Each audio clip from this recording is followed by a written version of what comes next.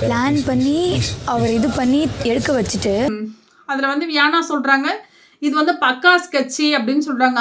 Okay sir வச்சுட்டுமா சொல்றாரு கேளு அவர் எடுக்கிறாரான்னு கேளுன்னு கண்ணை காட்டும் போது ஏன் கேட்கல நீ எடுக்கிறியான்னு ஏங்க கேட்கல கை இருக்கும்போது டப்புன்னு அவர் கையை விட்டு எடுத்தாரு.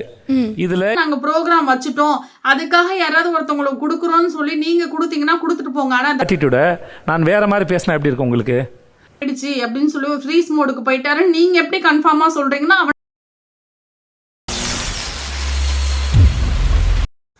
ஹாய் வணக்கம் மக்கள், நிலா ஸ்பார்க் சேனலுக்கு அன்போடு வரவேற்கிறேன். நான் உங்கள் நிலா. பிக் பாஸ் சீசன் 9ல் டே 98ல் என்ன நடந்துச்சுன்னு பார்க்க போகிறோம்.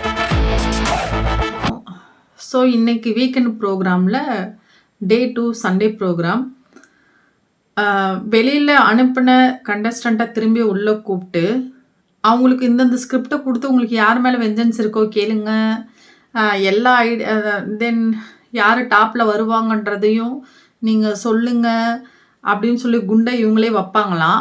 அப்புறம் குண்டை இவங்களே எடுப்பாங்களாம் வீக்கெண்டில். ஸோ எனக்கு அது மேலே சில கிளாரிஃபிகேஷன், அது பெரிய கேள்விலாம் இல்லை. கண்டென்ட் எதுவும் இல்லைன்னு சொல்லி வெளில போன கண்டஸ்டன்டெல்லாம் உள்ளே கூப்பிட்டு இவங்க எல்லாமே பேசுறது டிஸ்கஸ் பண்ணுறது அதை வச்சு மட்டுமே வீக்கெண்டில் ஓட்டுறதுன்றது எந்த மாதிரியானது? போட்டி யாருக்கும் இடையில எக்ஸ் கண்டஸ்டண்ட்டுக்கும் ப்ளஸ் டாப் 5ல் 6ல் உள்ளவங்களுக்கும் இடையில நடக்கிற மாதிரி தான் இருந்துச்சு. இதில் நம்ம கவனிக்கக்கூடிய விஷயம் என்ன அப்படின்னா, இந்த வீக்கெண்ட் ப்ரோக்ராம் இவங்க குண்டு போட்ட ஆளுங்களாக உள்ளே வராங்க, வந்து குண்டை போடுறாங்க. வீக்கெண்டில் வந்து விஜய் சேதுபதி சார் இந்த குண்டெல்லாம் எடுத்து அதுக்கு ஒரு க்ளோஷர் கொடுத்து நீங்கள் இது வந்து உங்களோட கருத்தை ஏன் திணிக்கிறீங்கன்னு சொல்கிறது என்ன? இது வந்து உங்களோட ஆசிலேஷன் நீங்கள் நினைக்கிறது அதுதான் நடந்துச்சுன்னு நீங்கள் எப்படி கன்ஃபார்மாக சொல்கிறீங்க? மட்டும்தான் அந்த வித்தை தெரியுமா? கண்ணில் பார்த்து படிக்கிற வித்தையா இத்தனை அப்படின்னு சொல்றதா இருக்கட்டும். இவர் என்ன பேசுறாருன்னு அவருக்கும் புரியல, அவர் என்ன சொல்ல வராருன்றது நமக்கும் புரியல. இதுல இந்த ப்ரோக்ராம் எதை நோக்கி போயிட்டு இருக்குன்னா அதுவும் தெரியல. ஸோ டாப் 6க்கு இவங்கெல்லாம் ஒர்த்தான ஆளுங்கன்னா அதுவும் கிடையாது. எப்படியே டாப் 6 டாப் 4 ஆக்கிட்டாங்க இந்த வாரத்துல. இத்தனை சீசன்ல டாப் 4 வந்து ஒரு வாரத்துக்குள்ள நுழையிறது இதுதான் முதல் முறை. ஸோ 5 கண்டஸ்டன்ட் தான் டாப் 5க்கு இருப்பாங்க. ஸோ அவங்களுக்கே தெரியுது நம்ம வந்து இதுக்கப்புறம் வந்து சாண்ட்ரா உள்ளே வைக்கக்கூடாது, வச்சோன்னா கண்டிப்பாக அது பெரிய பிரச்சனையாகும்னு உங்களுக்கு தெரியுது. அதனால் மக்களுக்கு அப்படியே நாங்கள் மக்கள் சொல்கிறதான் கேட்குறோம் அப்படின்ற மாதிரி எடுக்கிறீங்க. அது அப்படி கிடையாதுன்றதும் மக்களுக்கு நல்லாவே தெரியும். நீங்கள் என்ன பண்ணுறீங்க, எப்படி புள்ளி வைக்கிறீங்க, எப்படி கோலம் போடுறீங்க, மக்களை எப்படி சுத்த விட்றீங்கன்றதும் தெரியும். ப்ரோக்ராம் ஸ்டார்ட் பண்ணும்போதே ஒன்றும் விவாதிக்கிறதுக்கு இல்லை, ஒன்றும் ஆணியை பிடுங்க இல்லை. பட் உள்ளே அனுப்பினவங்க ஒரு சில இதெல்லாம் பண்ணியிருக்காங்க. இந்த வீக்கெண்டில் இதுதான் லாஸ்ட் குறும்படம், இந்த சீசனில் இதுதான் லாஸ்ட் குறும்படம்னு சொல்லி சார் வந்து ஒரு குறும்படத்தை ஒன்று போடுறாங்க. இப்போ கடைசி குறும்படம் என்னன்னா, பிரவீனையும் வியானாவையும் 2 பேரை மட்டும் நீங்கள் உள்ளே வச்சு வெளுத்து வாங்கிறதுக்கான காரணம் என்ன அப்படின்னு யோசிக்கணும். ஏன், எதற்கு, எப்படி, எதனால், இந்த காரணத்தெல்லாம் நம்ம வந்து யோசிக்கணும். இவங்க உள்ளே அனுப்பும் பொழுது எல்லா இன்ஸ்ட்ரக்ஷனும் கொடுத்து தான் அனுப்புனாங்க. அப்போ அதையே அவங்க அங்கே கண்டென்ட்டாக மேக் பண்ணி பேசுகிறாங்க. அந்த கண்டென்ட்டை எடுத்துகிட்டு வந்து வீக்கெண்டில் இவங்க விவாதிக்கிறாங்க. ஓகே, ஒன்றும் பிரச்சனை இல்லை. இப்போது எல்லா மனுஷனுக்கும் ஒரு பொருளை ஒரு இன்சிடெண்ட்டை பார்த்து அதில் உனக்கு என்ன தோணுது அப்படின்னா ஒவ்வொருத்தவனுக்கும் ஒவ்வொரு தாட் ப்ராசஸ் இருக்கும். ஒவ்வொருத்தவங்க ஒவ்வொரு விஷயத்த யோசிச்சு சொல்லுவான். ஆனால் அதில் ஒரு ஆள் விஜய் சேதுபதி சார் மட்டும் இல்லை அது அப்படி கிடையாது, அப்படி அக்யூசேஷன் வைக்காதீங்க, அது அப்படி கிடையவே கிடையாது, அது எல்லாத்துக்கும் ஒரே ஆன்சர் தான், ஒன்று தான் அப்படின்னு சொல்கிறத சார் சொல்கிறத நம்ம ஆக்செப்ட் பண்ணிக்குவோம். அதில் ஒரு நியாயம் இருந்துச்சுன்னா, அதில் ஒரு வன்மம் இல்லாமல் இருந்துச்சுன்னா, அது வந்து ஒரு ரூல்டு நீதியாக இருந்துச்சுன்னா நம்ம கண்டிப்பாக நம்பலாம். பட் இந்த டாப் 4 நாங்கள் வந்து கொண்டு வந்திருக்கோம். இந்த டாப் 4 தான் ரொம்ப எலிஜிபிளான கண்டஸ்டன்ட். இவங்களுக்கு டாப் 4க்கு வரத்துக்கான எல்லா குவாலிட்டியுமே இருக்குது அப்படின்னு எங்கள் மைண்டில் போட்டு புஷ் பண்ணுற மாதிரி தான் இந்த ப்ரோக்ராம் எல்லாமே இருக்குது. அது சரி பண்ணிக்கோங்க, இதை பண்ணாதீங்க, அதை பண்ணாதீங்க. இப்போ வியானாவையும் பிரவீன் ராஜையும் 2 பேர் தான் உள்ளே போனோடனே ஓவர் ஆட்டிடியூட் காட்டினது. ஸோ வியானா வெளியிலேயே சோஷியல் மீடியாலேயே பார்வதிக்கும் கமருதிற்கும் நடந்த அநியாயத்தை எதிர்த்து வீடியோ போட்டதுனால அவங்கள உள்ளே கூப்பிட்டு வச்சு, ஏம்மா நீ என்ன அங்கே போய் அப்படி பண்ணிட்டு இருக்க, உன்னை உள்ளே வச்சு நாங்கள் செய்கிறோம் அப்படின்னு சொன்ன மாதிரி தான் இருந்துச்சு.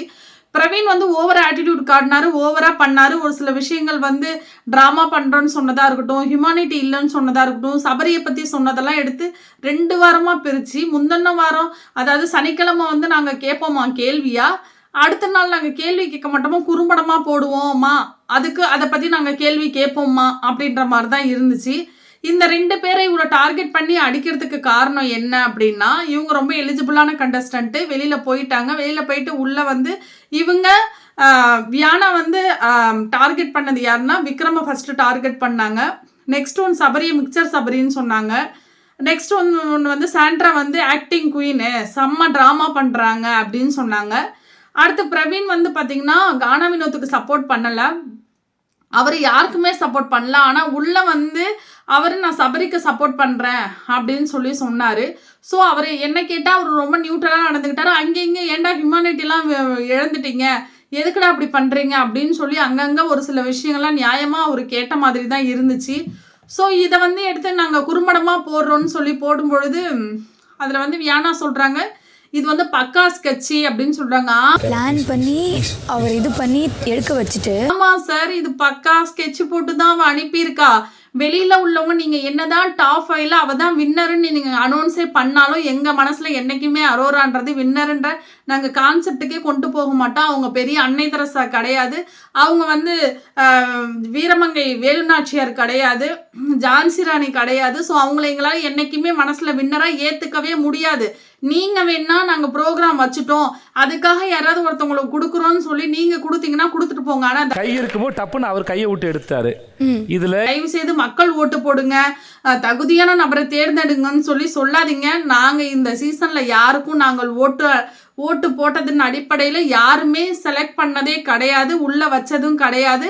நாங்கள் யோசிக்கிற ஆளுங்களை நீங்கள் வின்னர் டாப் 5க்குள்ளே கொண்டு வந்ததும் கிடையாது. நீங்கள் என்ன முடிவு பண்ணுறீங்களோ அதெல்லாம் பண்ணிவிட்டு அதெல்லாம் டிஸ்கஸ் பண்ணிவிட்டு அப்போ மக்கள் நினைக்கிற கேள்வியை தானே நீங்கள் கேட்கணும். மக்கள் நினைக்காத கேள்வியை நீங்களாம் அவங்கக்கிட்ட கேட்குறதுக்கு நாங்கள் என்ன பொறுப்பாக முடியும் சொல்லுங்கள். அப்போ எங்கள் மனசில் இருக்கிற கேள்வியை கேட்டால் சார் வந்து ரொம்ப நியூட்ரலாக இருக்கிறாங்க, கரெக்டாக இருக்காங்க, தர்மத்தின் அடிப்படையில் செயல்படுறாங்க, டீம் சொல்கிறத கேட்கறது இல்லைன்னு நாங்கள் யோசிக்கலாம். நாங்கள் யோசிக்கிறதையும் நினைக்கிறதையும் எதுவுமே எங்கே நடக்காத போது ஓட்டிங் மட்டும் நாங்கள் போட்டதின் அடிப்படையில் தான் நீங்கள் வெளியிட்டுறீங்க வச்சுருக்கீங்கன்னா இதை மட்டும் எப்படி நாங்கள் ஆக்செப்ட் பண்ண முடியும்? எனக்கு அதுதான் புரியவே இல்லை. அதாவது இப்போ ரொம்ப முட்டாளாக்காதீங்க. எல்லாம் வெளில வந்துட்டாங்க, யோசிக்கிறாங்க, ஏன் இப்படி பண்ணுறாங்கன்றதுலாம் மக்களுக்கு மத்தியில் ரொம்ப ரொம்ப ரொம்ப கேவலமாக விஜய் சேதுபதி சார் அப்படின்றவங்க ஒருத்தவங்க ஆகிட்டு இருக்காங்க. உங்களோட இமேஜை இதுக்கப்புறமேலும் ரொம்ப தரம் தாழ்த்திக்காதீங்கன்றதான் என்னோட ரெக்வஸ்ட்டாக இருக்குது. அப்போது நீங்கள் வியானா வந்து ஸ்கெட்சு போட்டு கொடுத்தான்றதை நீங்கள் கேட்குறீங்க. உண்மையிலேயே அவள் ஸ்கெட்சு தான் சார் போட்டா. எப்படி ஸ்கெட்சு போட்டானா உங்களையும் முட்டாளாக்கியிருக்கா, டீமையும் முட்டாளாக்கியிருக்கா, பார்க்குற ஆடியன்ஸை அவளால் முட்டாள் ஆக்க முடியல. ஏன்னா அங்கங்கே எல்லாரும் எடுத்து கிளிப்பிங்ஸ் எல்லாம் போட்டு சோஷியல் மீடியாவில் கிளின்னு அவளை வச்சு கிளின்னு கிழிச்சு தொலைகிறாங்க. ஜெயிக்கலன்னா இந்த காசு வராமல் போயிருமோன்ற ஒரு பதட்டத்தில், சரிங்களா? அவளோட சப்ஸ்கிரிப்ஷனில் இருக்கிறவங்களே வந்து ஓட்டு போடுவாங்களான்னு கேட்டால் அதுவும் டவுட் தான். அப்போ எப்படி ஓட்டு இருக்கிறதுலே ஓட்டிங் லிஸ்ட்லேயே ரொம்ப லோயஸ்ட்டில் இருக்கிறது அரோரா தான். அவளை தூக்கி நாங்கள் டைட்டில் வினராக கொடுப்போம்னு நீங்கள் நிற்கிறதுக்கு நாங்கள் எப்படி சார் உறுதுணையாக முடியும்? எங்கள் தலையில் ஏன் தூக்கி பாரத்தை வைக்கிறீங்க? மக்கள் தான் ஓட்டு போட்டாங்க, தகுதியான ஆளுங்களை செலக்ட் பண்ணுன்னு எங்ககிட்ட ஏன் ரெக்வஸ்ட் வைக்கிறீங்க? உங்கள் டீம்கிட்ட போய் சொல்லுங்கள். இல்லை அவங்களுக்கு தான் நான் வந்து வின்னர் ஆக்க போகிறேன் அரோராவன்றதை நீங்கள் அனௌன்ஸ் பண்ணுங்கள் சார். எங்களுக்கு எப்படி அவன் போட்டா ஸ்கெட்சு போட்டான்னா இத்தனை வாரம் பார்த்து ஃபுல்லாக பயங்கரமாக ரீட் பண்ணிட்டா ப்ரோக்ராமை. நம்ம எடுத்தோன்னே ஸ்கெட்ச் போட்டோன்றது யாருக்குமே தெரியக்கூடாது. விக்ரம் வந்து சொல்லலை, இவங்க 2 பேரும் உட்காந்து ஒரு இடத்துல டிஸ்கஸ் பண்ணல, அவ்வளோதான். மற்றபடி 2 பேருமே நினச்சது ஒரே விஷயந்தான். நமக்கு போட்டியாக இருந்தால் பார்வதி கமருதுன்னு தூக்கிட்டோம், சாண்ட்ரா தூக்கிட்டாங்க. இப்போ நம்ம ஏதாவது ஒன்று பண்ணணும், பர்ஃபார்மன்ஸ் பண்ணணும்னு சொல்லி மணி பாக்ஸ் எடுக்க போகணும்னு சொல்கிறவங்க என்னங்க பண்ணுவாங்க? எடுக்க போகிறேன்னு ஆட்டம் காட்டிகிட்டு இருப்பாங்களா, இல்லை டக்குன்னு போய் பணம் எடுத்துருவாங்களா? எடுத்துட்டுமா யூ நீட் மணி. வேண்டாம். வினோத்தை எடுத்தாலுமே நான் எடுக்க வந்திருக்கப்ப நீங்கள் எப்படி எடுக்கலாம்னு சொல்லி வாங்கி அரோரான்னு சொல்லுவாங்களா? பிடிங்க இருந்தாலும் சொல்கிறது ஒன்றும் தப்பில்லை. இந்த வீட்டில் டீசன்சி அப்படின்றதெல்லாம் யாருமே கரெக்டாக ஃபாலோ பண்ணுறதே கிடையாது. அரோரான்னு சொல்லியிருக்கலாம். அப்போ எடுத்தோடனே பெருமூச்சு விட்டு பா அப்படின்னதா இருக்கட்டும். எடுக்க வரும்பொழுது விக்ரம்கிட்ட வந்து எடுக்கலாமா இந்த ஆட்டம்லாம் எதுக்கு? உள்ளேருந்து தானே வர, நான் மணி பாக்ஸ் எடுக்க போகிறேங்க காய்ஸ் எல்லாம் வாங்கன்னு சொன்னால் எல்லாம் வர போகிறாங்க. அப்போ வினோத்தை இந்த உசுப்பேத்தி விடுறது எதுக்குன்னு தெரியல. அப்போ எல்லாருக்கிட்டையுமே போய் உட்காந்து அவர் வந்து மணியே நோட்டை விட்டுட்டு இருக்காரு, அவர் எடுப்பாரா என்னன்னு தெரியல. சபரி அவ்வளோ கான்ஃபிடென்ட்டாக அவர் எடுக்க மாட்டாருன்னு சொல்கிறாப்புல. விக்ரமும் அவ்வளோ கான்ஃபிடென்ட்டாக கண்டிப்பாக அவர் எடுக்கவே மாட்டார் அப்படின்னு சொல்லும்பொழுது உடனே திவ்யா கிட்ட போய் உட்காந்து பேசுகிறாங்க. மணி பாக்ஸ் வந்து எடுக்கலாமா என்னன்னு யோசிச்சுட்டு இருக்கேன் அப்படிங்கும்போது திவ்யா வந்து வெளில இருந்து வந்தவங்க கூட க்ளோஸாக இருக்கிறதுனால வினோத்தை பற்றி ஏதாவது சொல்கிறாங்களான்னு கலெக்ட் பண்ணுறதுக்காக போய் சொன்னா. ஸோ நமக்கு எவ்வளவு இம்பார்ட்டன்ட் அந்த மாதிரி இப்படி மாஸ்டர் பிளான் போட்டு கடைசியில் வினோத்துட்டே நம்ம ஏன் அங்கே இங்கே போகணும், வினோத்துட்டே கேட்போம் அப்படிங்கும்பொழுது வினோத்துக்கு உட்காந்து இது பெரிய பணம் தான், எடுத்தா நல்லது தான், ஸோ எடுத்துட்டு வெளில போனோடனே செலிப்ரேஷனுக்கு திரும்பி வருவோம், ஸோ அந்த அமௌண்ட்டும் சேர்த்து கிடச்சிரும், என்ன கேட்டால் அதுவும் ஈக்குவல் ஆகிடும் அப்படின்னு சொல்லி சொல்கிறது ஐடியா கொடுக்கறது இந்த பொண்ணு தான். அப்போ நீ எடுப்பையா அப்படின்னு கேட்கும்பொழுது இல்லை நான்லாம் எடுக்க மாட்டேன், ஏன்னா மேபி நான் டிடிஎஃப் ஜெயிக்காம இருந்தா எடுத்திருப்பேன் அப்படின்னு சொல்லி அவ்வளோ கான்ஃபிடென்ஸாக சொல்கிற பொண்ணு எப்படி எடுத்திருக்கோம். அப்போ விக்ரம் வந்து எடுக்க வரும்பொழுது சொல்றாரு கேளு அவர் எடுக்கிறாரான்னு கேளுன்னு கண்ணை காட்டும் போது ஏன் கேட்கல, நீ எடுக்கிறியான்னு ஏங்க கேட்கல. ஓகே சார் வச்சுட்டுமா எடுக்கிறவங்க யாராவது இந்த ஆட்டம் போடுவாங்களாங்க? நீங்க சொல்லுங்க, உங்களோட மனசாட்சி தொட்ட அந்த கிளிப்பிங்ஸ் எல்லாமே பாருங்க, எல்லாமே ஷேர் பண்றாங்க. இப்படி ஒரு மானங்கிட்ட கேடுகிட்ட வேலையை எதுக்கு பார்க்கணும்னு தெரியவே இல்லை. அப்போ இப்போ வியானாவை வச்சு வாங்கினா மட்டும் அது சரியாக போயிடுமா? வியானாவே சொல்லணும்னாலும் அது ஸ்கெட்சி தான். கரெக்டாக மாஸ்டர் மைண்ட் போட்டு மாஸ்டர் பிளான் போட்டு இதை எடுக்க வச்சது அந்த பொண்ணு தான். இதை வந்து யாராலையுமே மாட்டுக்கருத்து பண்ணவே முடியாது. யாராலையும் இதை வந்து நீங்கள் என்னதான் படம் போட்டாலும் உங்கள் படத்துலேயே எல்லாமே மாட்டிக்கிறீங்க அப்பட்டமான்றது தான் உண்மையான விஷயம். நெக்ஸ்ட் ஒன்று வந்து நீ வந்து ஆட்டிடியூட் காட்டுற பிரவீன், நீ காட்டுறதுக்கு என்ன பேர் அப்படின்னு சொல்லும் பொழுது சபரி வந்து இப்படி ஒரு மாதிரி லுக்கு விட்டு பார்க்கும்பொழுது நீ என்ன பார்த்தாலும் அதை நான் கருத்தை மாற்ற மாட்டேன் மச்சான், நான் அதை தான் சொல்லுவேன். That's not the way you look at me, Sabari. நீங்க இப்படி பார்க்கறதுனா அப்படின்னு சொல்லும் பொழுது அது அவரோட லுக்கு, அவர் அப்படி தான் பார்ப்பாரு, அது அவரோட உணர்வு. நீங்க ஏன் அப்படி நினைக்கிறீங்க? இப்போ நீங்க வந்து என்கிட்ட ஆட்டிடியூட் கொடுத்து பேசுறீங்கன்னு சொல்லி கொடி தூக்குறீங்களே. பார்வதி சாதாரணமா ஒரு விஷயம் சொல்லும் போது ஒரு ஆக்ஷன் கொடுத்தா அதையே விஜய் சேதுபதி சார் உங்களால ஆக்செப்ட் பண்ணிக்க முடியல. அது என்ன எந்த ரேஞ்சில் ஒரு ஹோஸ்ட்ன்றவங்க நியூட்ரலாக இருக்கிறவங்க சார், உள்ளே வந்திருக்க எல்லா கண்டஸ்டண்ட்டுமே எனக்கு சமமானவங்க தான் அப்படின்னு சொல்கிற இந்த வாய் அப்புறம் பிரித்து பேசுகிறதா இருக்கட்டும், தன்னோட வன்மத்தை கொட்டுறதா இருக்கட்டும், இதெல்லாம் ஹோஸ்ட் வெளிப்படையாக பண்ணுறது இந்த ஷோவில் தான் நான் பார்க்குறேன், ஒரு ரியாலிட்டி ஷோவில் தான் நான் பார்க்குறேன். அவர் பண்ணும்போதே தெரியும் இவருக்கு பிடிக்கும், இவருக்கு பிடிக்காது, இவர் பயாஸ்டாக பேசுகிறாரு, இவர் வன்மத்தை இங்கெங்க கக்குறாருன்றதை ஷோ பார்க்குற எங்களுக்கு நல்லாவே அப்பட்டமாக தெரியுது. நீங்கள் கண்ணாடி போட்டிருந்தாலும் போடலனாலும் எங்களுக்கு நல்லாவே தெரியுது பார்க்குற எங்களுக்கு. நீங்கள் சவுண்டாக பேசுறதுக்கு நான் பதில் சொல்லாங்க 1000. இந்த நடிப்பெல்லாம் எதுக்கு? நீங்கள் பிரவீனை வந்து அது எப்படிங்க நீங்கள் நினைக்கிறது வந்து அவங்க சொல்ல முடியும்? அது எப்படி அவ்வளோ கன்ஃபர்மேஷனாக நீங்கள் வந்து கன்ஃபார்மாக அவரை அப்படி தான் வந்து சபரி மூஞ்ச வச்சுருந்தாரு, நமக்கு போட்டி போயிடுச்சு அப்படின்னு சொல்லி ஃப்ரீஸ் மோடுக்கு போயிட்டாரு, நீங்கள் எப்படி கன்ஃபார்மாக சொல்கிறீங்கன்னா ஆட்டிடியூட நான் வேற மாதிரி பேசினா எப்படி இருக்கும் உங்களுக்கு? எனக்கு தோணுதான் அவன் சொல்கிறான். அப்போ அதை எடுத்து நீங்கள் என்ன சொல்ல வரீங்க? நீங்கள் நினைக்கிறது தான் இப்போ டீம் வந்து ஒரு ஃபார்மேட் போட்டு வச்சுருக்கீங்க, அதில் உள்ளே வந்திருக்கவங்க அந்த டியூனுக்கு ஏற்ற மாதிரி தான் நீங்கள் போகணும்னு நீங்கள் என்ன டியூன் பண்ணாலும் அவங்க மைண்டுக்கு போகாது, அவங்க என்ன நினைக்கிறாங்களோ அதுதான் சொல்லுவாங்க. அசம்ஷனில் நீங்கள் எதுவும் சொல்லாதீங்கன்னா, பிக் பாஸ் ஷோவே அசம்ஷன் தாங்க. இப்படியா இருக்குமோ அப்படியா இருக்குமோ எனக்கு அப்படி ஃபீல் ஆகுதுன்றது தாங்க இந்த ஷோவே. அதில் நீ கன்ஃபார்மாக தெரிஞ்சாதான் சொல்லணும்னா நீங்களே ஹோஸ்ட் பண்ண முடியாது சார். உங்களுக்கு கன்ஃபார்மாக தெரியுமா? அவங்க அந்த மைண்ட் செட்டில் தான் பார்த்தாங்க, அந்த மைண்ட் செட்டில் தான் பேசினாங்க, அதுக்காக தான் அந்த நிகழ்வு நடந்துன்றது உங்களாலே கன்ஃபார்மாக சொல்ல முடியாத போது ஹவுஸில் உள்ள கண்டஸ்டன்ட் எப்படி சார் சொல்லுவாங்க? திரும்ப ஏன் சார் அரைச்ச மாதிரி நீங்கள் இப்படி தான் தெரிஞ்சு போச்சு, நான் டைட்டில் இவங்களுக்கு தான் கொடுக்க போகிறேன்னா தாராளமாக கொடுத்துட்டு போங்க. நீங்கள் குறும்படம் போட்டு காட்டுறதுனால ஏதாவது ஆக போதா? எதுவுமே ஆக போகிறது இல்லை. ரொம்ப கேவலமாக இருக்குது சார். ஒரு என்டர்டெயினாகவே இருக்க மாட்டேங்குது. வன்மத்தை கொட்டுறதுனால பார்க்குற ஆடியன்ஸ் மத்தியிலையும் ரொம்ப வன்மத்தை எங்களோட மனசுலையும் எடுத்து அள்ளி தெளிச்சு விட்டு போறீங்க சார். பிரவீன் என்கிட்ட அடமெண்டா பிஹேவ் பண்றாரு, உங்களுக்கு புரிஞ்சுதா? நல்லாவே இல்லை சார். நிஜமாலுமே இப்படி வெளியில இருந்து வந்தவங்களை போட்டு காய்ச்சறதுனால என்ன சார் வரப்போகுது? எதுவுமே ஆக போறதில்ல. பயங்கரமா சரி ஓகே, அவங்கள 2 பேரையும் போட்டு பேசிட்டீங்க, அதுக்கப்புறம் இதில் ஏதாவது கருத்து இருக்காங்கும் போது அரோரா எழுந்து இல்லைங்க அது எப்படி வந்து நான் வந்து சிரிச்சதை வந்து அவங்க அப்படி சொல்ல முடியும், நான் வந்து நார்மலாக தான் சிரித்தேன், எனக்கு ரொம்ப ஷாக்கிங்னா நான் நின்னேன் அப்படின்னு சொல்லும் பொழுது ஷாக்கிங்கில் பணம் போயிடுச்சுன்னு ஒரு ஷாக்கிங்கில் இருக்கவங்களோட ரியாக்ஷன் நமக்கு தெரியாதாங்க? இல்லை எனக்கு அல்வா கொடுத்துட்டு எடுத்துட்டாரு, அது என்கிட்ட 2 கையும் வச்சிரு அப்படின்றதெல்லாம் வந்து என்னது இது என்ன ஷாக்கிங் ஆங்க அது? எங்க வைக்கணும் எடுத்துட்டாரு. ஒரு பணம் போயிடுச்சு அப்படிங்கும்பொழுது எவ்வளோ மனசு கஷ்டமா, ஒரு இடத்துல கூட அவன் சொல்லி ஃபீல் பண்ணவே கிடையாது. அப்பா எப்படியோ யாருக்குமே கண்டுபிடிக்க முடியாம நம்ம ஒரு பிளானை போட்டு கிளவரா முடிச்சிட்டோம் அரோரா, வெரி குட் அப்படின்னு சொல்லி அவளுக்கு அப்ரிஷியேட் பண்ணிக்கிட்ட மாதிரியே தான் இருந்துச்சு இந்த பிளான் ஃபுல்லாவே. அவர் டாப்ல வின்னரா வருவாருன்றது எல்லாருக்குமே தெரியும். ஏன்னா வந்த யாருமே அவரை அட்டாக் பண்ணவே இல்லை, வந்தவங்களும் ஸ்ட்ராங்கா சொல்லவே இல்லை. க்ளோஸ் ஃப்ரெண்ட் பிரவீனே நம்மளை கண்டுக்கலையே அப்படின்ற ஒரு கன்ஃபியூஷன்ல தான் அவர் அலைஞ்சிட்டு இருந்தாரு. மேபி ஒரு நல்ல ஃப்ரெண்டு கூட இருந்து சொல்லியிருந்தா, அவருக்கு அந்த கான்ஃபிடன்ஸ் யார் மேலேயாவது ஒருத்தவங்க மேல இருந்து அவங்க வந்து சொல்லியிருந்தா, டே கொஞ்சம் அமைதியா இருடா, எடுக்காத, மணி எடுத்து பரவாயில்ல வெளில போய் சம்பாதிச்சுக்கலாம்னு ஒரு கான்ஃபிடென்ஸா கம்ருதீன் மாதிரி ஒரு சில வார்த்தைகள் சொல்லியிருந்தா மேபி அவர் அந்த பக்கம் போகாம கண்டிப்பா இருந்திருப்பாரு. அவர் அவசரம் பட்டதுக்கு காரணம் என்ன அப்படின்னா, மணி பாக்ஸ்ன்றது செகண்டரி தான். தனக்கு யாருமே இங்க அந்த அளவுக்கு ஒரு ஸ்கோப் கொடுக்கல, நம்ம யோசிக்கிற மாதிரி யாருமே சொல்லலைன்றது தான் அவளுக்கு டவுட் வந்தது. ஓகே, அவர் ஸ்டேஜ்ல வந்து ஒன்று சொல்ல வச்சிங்க பாருடா, அல்டிமேட்ட டீம் இது. ஒரு எச்சக்கட்டத்தனமா ஒன்று சொல்ல வச்சிங்கல்ல, இது வந்து முழுவதும் என்னுடைய மனசுல நான் தோணி என்னோட முழு சுய விருப்பத்தோட தான் நான் இந்த பாக்ஸ் எடுத்தேன்னு ஒன்று சொல்ல வச்சிங்க பார்த்தியா, அப்ப தெரிஞ்சு போச்சு நீங்க வேணும்னே தான் அவரை இதை போய் கண்டிப்பா சொல்லுங்கன்னு கணவன் மனைவி 2 பேர்ட்டுமே சொல்லி அமைச்சிருக்கீங்க. இப்ப நீங்க இப்படியெல்லாம் அரோரா வந்து ரொம்ப நல்ல பொண்ணு, உலகத்திலே உத்தமி, அந்த பொண்ணு மாதிரி வரவே வராது, அவளை மாதிரி மாஸ்டர் மைண்ட் கிடையாது, அவளை மாதிரி அறிவும் அழகும் ஆற்றலும் யாரிடமுமே இல்லை அப்படின்ற அளவுக்கு ப்ரொஜெக்ட் பண்ணி இதை தூக்கி கொடுத்து என்ன வரப்போகுது? மிஞ்சி போனா காசு. திரும்ப மக்கள் மனசுல இடம் பிடிக்கிறது முக்கியமா, பணம் சம்பாதிக்கிறது முக்கியமா?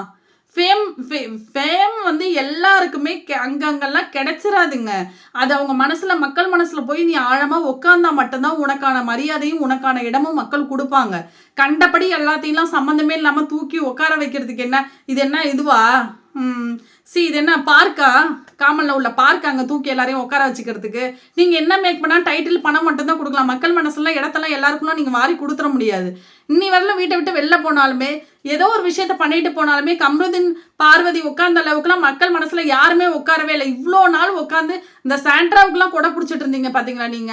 அவர் வந்து உங்க வீட்டுக்காரர் உள்ள இல்லாட்டி கண்டஸ்டன்ட் இல்லாட்டி வர முடியும். இப்ப சாண்ட்ராவை வெளியேற்றும் போது அவங்க பெரிய அப்படியே ஆக்டர் மாதிரியும் பயங்கரமா அங்க வந்து அப்படியே துண்டு துண்டா வெட்டி கிழிச்சு தள்ளிட்ட மாதிரி ஒரு படம் போடுறீங்களே, அப்ப கூட ரெட் கார்டு கொடுத்ததெல்லாம் போட்டீங்களே, அவங்க அப்படியே அவங்க கத்துனாங்களே கம்ருதீனை பார்த்து நைட்டு, அதெல்லாம் ஏன் போடவே இல்லை? போட்டிருக்கலாமே, அந்த ஆக்டிங்கும் சேர்த்து போட வேண்டியது தானே சார்? அப்ப கம்ருதீனும் பார்வதியும் இல்லைன்னா உங்களால எதுவுமே போட முடியாதுன்றது உங்களுக்கே நல்லா தெரியுது. கண்டென்ட் எதுவுமே இல்லை, ஸோ எக்ஸ் கண்டென்ட்டை உள்ள அனுப்பிட்டு ஒரு கண்டஸ்டன்ஸை உள்ள அனுப்பிட்டு ஒரு இல்லாத ஒரு கண்டென்ட்டை நம்மளே மேக் பண்ணுவோம் அப்படின்றது தான் உங்களோட பிளான். அது ஏன்னா உள்ளவங்க ஒன்றும் கிளிக்கலன்றது நல்லாவே தெரியும். டாப் 5ல உங்களுக்கு ஏதாவது கருத்து இருக்கா இதன் பத்தி? பிரவீன் வியானாலாம் சொல்றதை பத்தி உங்களுக்கு ஏதாவது கருத்து இருக்காம சார்? விக்ரம், எனக்குலாம் அவ்வளோ பெரிய அறிவுலாம் இல்லை சார், அவ்வளோ பெரிய மாஸ்டர் மைண்ட் இருந்தால் நான் ஏன் சார் இப்படி இருக்குன்னு சொல்றது? உடனே விஜய் சேதுபதி வந்து சார் சொல்றாங்க, இல்லை அப்படி மேனிப்புலேட் பண்ணி ஒருத்தவங்களை வெளில அனுப்புற மாதிரி இருந்தாலும் நல்ல அப்படி ஒரு மாஸ்டர் மைண்ட் இருக்குன்னா அது ரொம்ப சந்தோஷப்பட வேண்டிய விஷயம் தான் சொல்றாரு. இப்போ யார் இதை பாராட்டுறாருன்னு தெரியல, அவருக்கு நல்லாவே தெரியும். டீம் வந்து என்ன டியூன் பண்ணி கொடுக்குதோ அதை வந்து சொல்கிற காதில் கேட்டு சொல்லாதீங்க சார். இந்த ஷோவுக்குன்னு ஒரு சில சாக்ரிஃபைஸ் இருக்கணும் சார், ஒரு சில ஈடுபாடு இருந்தால் மட்டும்தான் அதோட இன்புட் நீங்கள் கொஞ்சம் எடுத்துக்கிட்டா தான் அவுட்புட் வந்து ரொம்ப பிரமாதமாக சூப்பராக வரும். இப்போ நாங்களாம் அவ்வளோ விரும்பி பார்க்கறதுனால தான் எங்களால் அதில் யார் நடிக்கிறாங்க, யார் உண்மையாக இருக்கிறாங்க, யார் கேம் நல்லா ப்ளே பண்ணுறாங்க, எந்த இடத்துல யார் யார் என்னென்ன தப்பு பண்ணுறாங்கன்றது மைன்யூட்டாக தெரியறதுக்கான விஷயம் அவ்வளோ இன்வால்மெண்ட்டோடு நாங்கள் பார்க்குறது. எங்களுக்கு இதனால் ஏதாவது பைசா பிரயோஜனம் இருக்கா சார்? 70 கோடி 80 கோடி எங்களுக்கு எதாவது கொடுக்க போகிறாங்களா? நாங்கள் உட்காந்து எங்களோட என்டர்டெயினுக்காக அதை உட்காந்து பார்க்கலையா? அப்போ உங்களுக்கு இவ்வளோ சேலரி வாங்கிட்டு நீங்கள் வந்து உங்களோட வேலைக்கு நீங்கள் துரோகம் பண்ணுறதா தானே அர்த்தம்? இப்படியெல்லாம் கேள்வி கேட்கறதுனால மட்டும் என்ன வந்துட போகுது சார்? எதுவுமே ஆயிட போகிறதில்ல. அப்போ அரோரா வந்து கைக்கு வந்தது வாய்க்கு எட்டாமல் போயிடுச்சு, 18 லட்சம் போயிடுச்சு, 18 லொட்டம் போய் நீ பீல் பண்ணதான் நாங்கள் தான் பார்க்க தானே செஞ்சோம். சிரிச்சிருப்பேன், பட் இட் டசன்ட் மீன் கானா வினோத் எடுத்துட்டாரு. நீங்கள் வேற டக்குன்னு வந்து வெளியேற்றுறோன்னு சொல்லி சாண்ட்ராவை காட்டி விட்டீங்க. மேடம்க்கு பேனிக் அட்டாக் வந்து திரும்ப நீங்கள் தான் அதுக்கு காரணம்னு உங்களை ரெட் கார்டுக்கு மேலே ஏதாவது ஒரு கார்டை கொடுத்து உங்களை தூக்கிவிட்டா என்ன சார் பண்ணுவீங்க? அவங்கள்ட்ட பேசும்போது கொஞ்சம் அவேராகவே பேசுங்க, ஏன்னா எப்போ என்ன நடக்கும்ன்றது அவங்களுக்கும் தெரியாது. ஸோ எப்படியோ ஒரு பேஷண்ட்டை வெளில தூக்கிட்டீங்க, இனி அவங்க ட்ரீட்மெண்ட் பார்த்து சந்தோஷமாக இருக்கட்டும் அப்படின்ற மாதிரி தான் இருந்துச்சு. ஸோ வெளில வந்ததுக்கு அப்புறமேலும் மேடம் வந்து எங்கள் அப்பா இறந்து 1 வருஷம் ஆச்சு, குழந்தைங்களாம் விட்டுட்டு வந்துட்டேன்னு சொன்னதாக இருக்கட்டும்.